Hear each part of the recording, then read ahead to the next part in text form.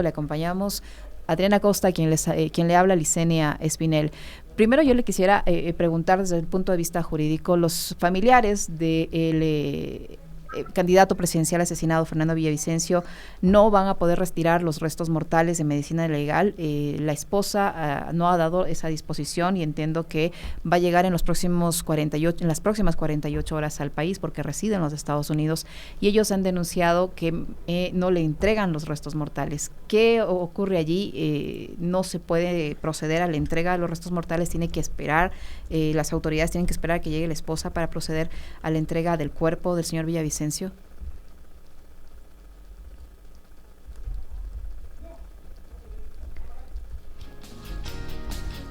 10 de la mañana con 25 minutos. ¿Lo tenemos o no lo tenemos? Sí, ¿tenemos algún problema técnico? Ahí lo tenemos. Le escuchamos, doctora Costa. Tuvimos un pequeño desfase allí, pero le escuchamos. Buenos días, bienvenido. Sí.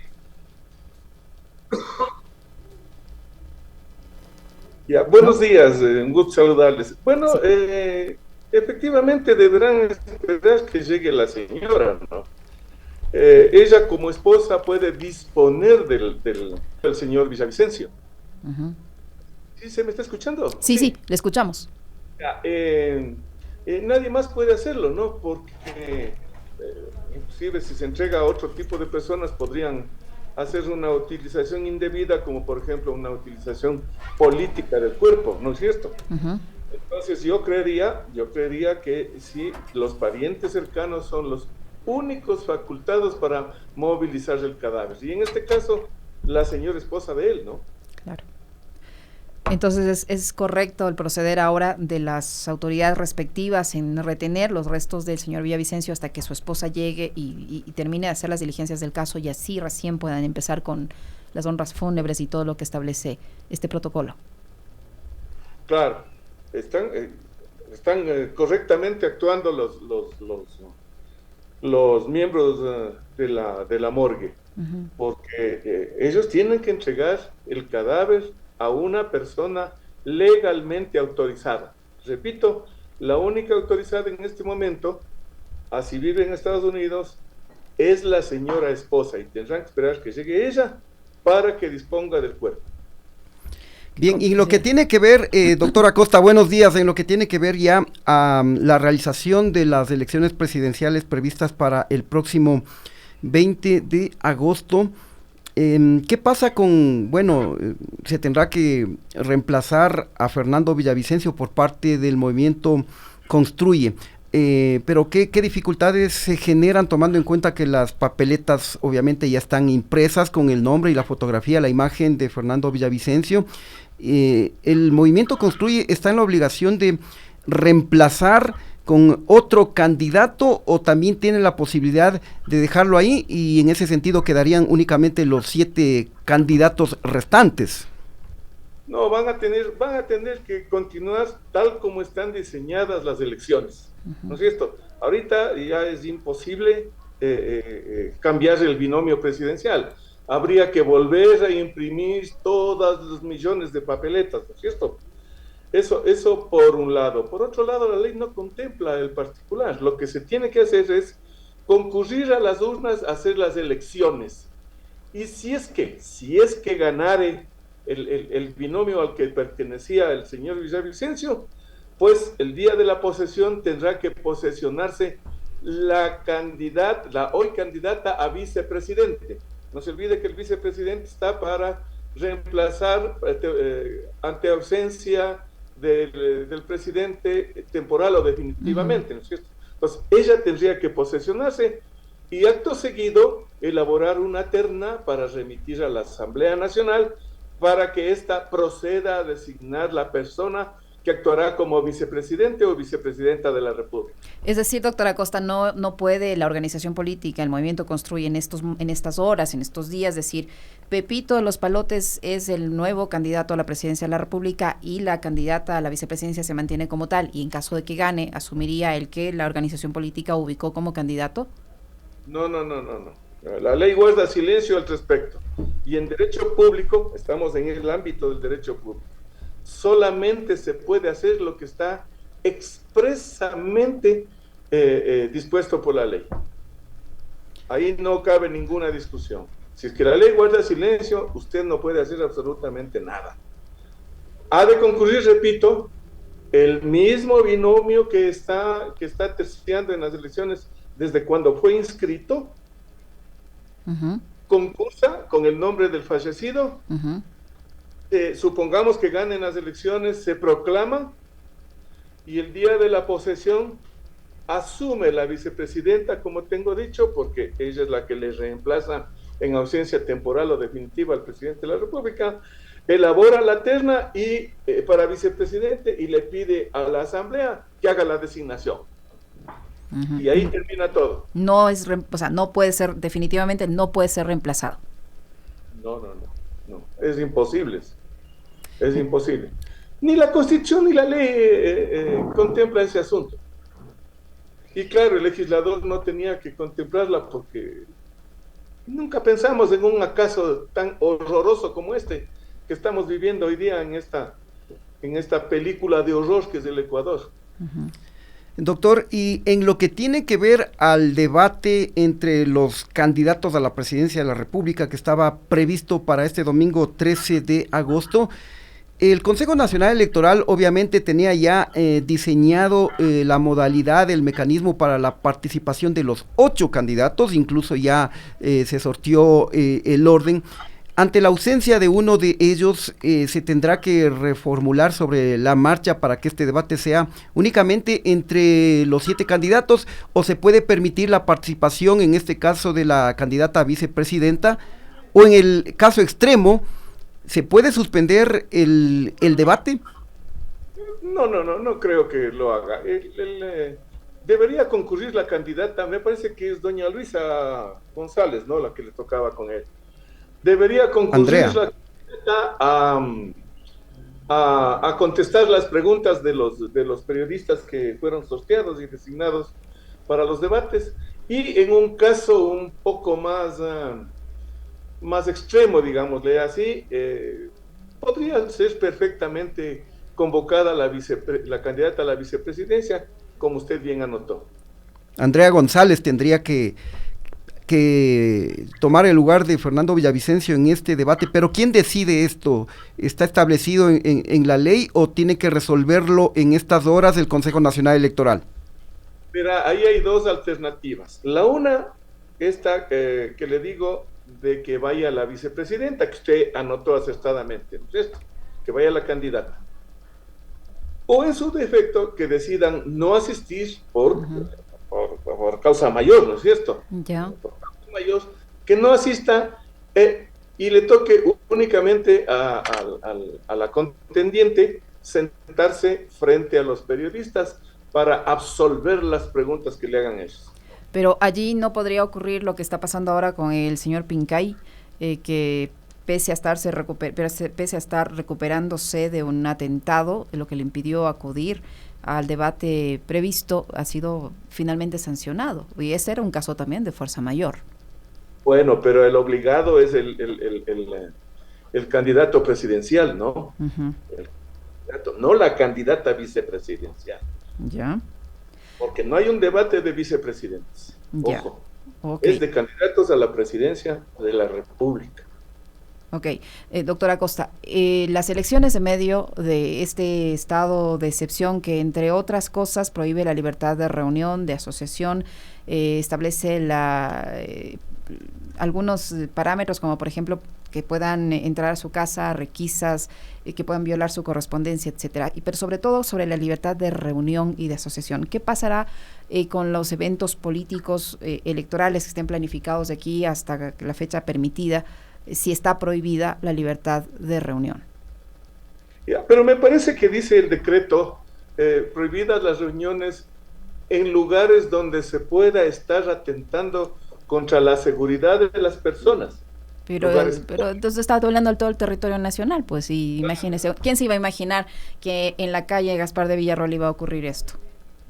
Nadie. Y con esa protección que tenía el caballero, pero se pensaba que era el que estaba más a salvo, ¿no es cierto? Exacto. Pero claro, son en lugares públicos estas reuniones, y estoy viendo que los candidatos están prefiriendo hacer reuniones o sus mítines dentro, cuando es en la noche, dentro de lugares cerrados, ¿no? Ujú. Estoy observando eso. Y en el día ya no habrá problemas, que no hay la restricción ni de circulación ni de reunión. Así que yo creo que la campaña en estos poquísimos días que faltan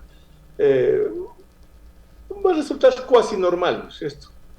Ya, o sea, pueden realizar eventos masivos que impliquen reunión de ciudadanos sin que esto contravenga este estado de excepción. Claro, claro, no hay problema, no hay problema. Ahora, ¿cuáles son las acciones que se deben tomar el propio día de las elecciones, el 20 de agosto, en los recintos electorales? Porque de alguna manera este asesinato del candidato Fernando Villavicencio tiene psicoseado a la ciudadanía y obviamente que va a bajar los ánimos para concurrir con entusiasmo a las urnas del domingo 20. Vea, en realidad todos estamos preocupados. ¿Por qué? Porque podemos ser o víctimas directas o víctimas colaterales de estas actividades de los sicarios, de los asesinos, ¿no es cierto? Ujú. Entonces, yo sugeriría que todos los de la fuerza pública, los de la FAE, los del ejército, los de la marina, todos los efectivos militares, incluyendo todos los de la policía, deban salir para hacer una presencia más o menos numerosa, más o menos interesante en los locales donde uno se va a votar, porque hay que extremar las precauciones, ya que por ahí podría ocurrírsele a alguno de estos elementos criminales hacer un atentado, alguna cosa, ¿no?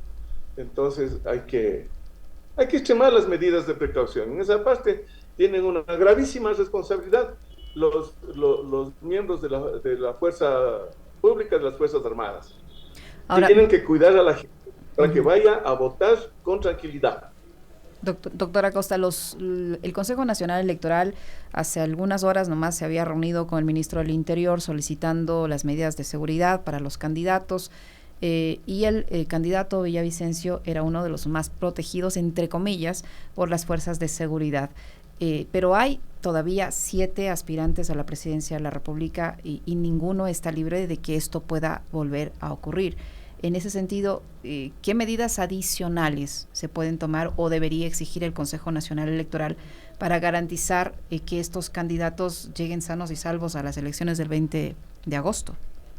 Como consta providencia, habida cuenta de que se puede inclusive retener bienes particulares, yo les sugeriría a las autoridades que requisen vehículos blindados, ¿no? Que los hay en gran número aquí en el país, vehículos automóviles, los SUVs, para que viajen ahí los candidatos y redoblar la vigilancia y la protección a ellos, dotarles por lo menos de una persona que esté con una cobija antibalas, dotarles de chalecos antibalas, si es necesario unos cascos, en fin, ¿no? Y no descuidarse, porque hemos estado viendo entre ayer y hoy unos videos del atentado que sufrió el señor Villavicencio.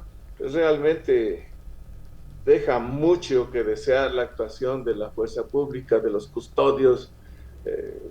Resulta tremendo, resulta indignante, resulta repulsivo. La indolencia para cuidar a la gente parece que se está dejando en manos no experimentadas, ¿no? ¿Usted cree que hubo fallos en el contingente de seguridad, en el protocolo que se aplicó para resguardar la vida del candidato Fernando Villavicencio? Yo creo que sí. ¿Por qué? ¿Por qué razón? Porque debieron sacarle por el parqueadero, pues, por atrás. Así como salió este general, ¿cómo es que Patricio Carrillo. Él salió por atrás en carro blindado y se fue, según el relato que hacen algunas personas, ¿no es cierto? En cambio, al señor Villavicencio, ¿qué es lo que le hace? Le cogen, le sacan esos 2 policías elevados ahí y de ahí le meten a la parte posterior de una camioneta doble cabina, de esas camionetas que tienen ellos, de estas camionetas rústicas. Y todo el mundo se descuida el flanco izquierdo, por donde llegó el asesino y le disparó. No había nadie en el otro lado. Según el video que nosotros hemos visto, pues no, todos los ecuatorianos hemos visto. Claro. Entonces, ha sido profesional, ha sido competente el resguardo que tenía este candidato. Yo creería que no. Un manejo horroroso. Y después de eso resulta que al único que lo agarraron de estos sicarios le llevan ¿cómo es esto de flagrancia? De flagrancia, y muere ahí. Si muere ahí por efectos de la herida, significa que era una herida grave, ¿no es cierto? Si es que muere. Así es. No debieron llevarle a flagrancia, pues debieron llevarle a una casa, a un centro hospitalario, para que sea atendido, con una fuerte vigilancia policial. Entonces, toda esta cadena de sucesos que llaman la atención, tienen, creo yo, que ser profundamente investigados, porque no se puede tener la seguridad de toda la ciudadanía en manos de gente indolente e incompetente, como nos lo han demostrado abundantemente durante estos 2 años y piquillo que ha estado el señor Lasso. Usted como autoridad electoral en su momento, doctora Acosta, si en ese entonces estuviéramos con la situación de violencia que vimos ahora, hubiera pedido la cabeza, en el buen término, en el buen sentido de la palabra, de las autoridades de seguridad, cúpula policial, ministro del Interior, tras ver el manejo de la seguridad que se le dio al candidato? Por supuesto, ¿verdad? Debería irse el ministro del Interior, el de seguridad, el de inteligencia, que debe saber lo que pasa dentro y fuera de las cárceles en todo el país, que no han hecho absolutamente nada. ¿No es esto? El señor Zapata es del Interior. Tiene que ir a su casa. Él es especialista en pintar corazones azules. No es especialista en manejar un ministerio del Interior. Y cada uno que van cambiando es más incompetente que el anterior. Yo no sé, señor, de dónde se saca tantos incompetentes. Doctora Acosta, debido a la situación de violencia que estamos enfrentando, esto sin precedentes, ¿usted tiene memoria de si esto ocurrió antes o esto es un hecho, no sé si poder decirlo, histórico, sin precedentes, una situación de violencia política y violencia generalizada como la que tenemos ahora? No tiene precedente esto. Inclusive, bueno, usted es bien joven para recordar los encontrones que había antes entre los partidos políticos, ¿no es cierto? Era pues de puñetes, de lanzarse una piedra, alguna cosa. No de que salgan a asesinar un grupo de sicarios a un candidato. Usted ya no puede andar tranquilamente por la calle, porque a cualquiera que le caiga mal puede pagarle, qué sé yo, unos 100, 200, así me decían en Manta el otro día que estuve ahí, a un sicario para que haga el trabajo, para que le quite a usted la vida. Jamás ha ocurrido eso, ni en los tiempos de don Lenin Moreno. Con este gobierno se ha radicalizado la violencia. Se ha llenado de sangre dentro y fuera de las cárceles.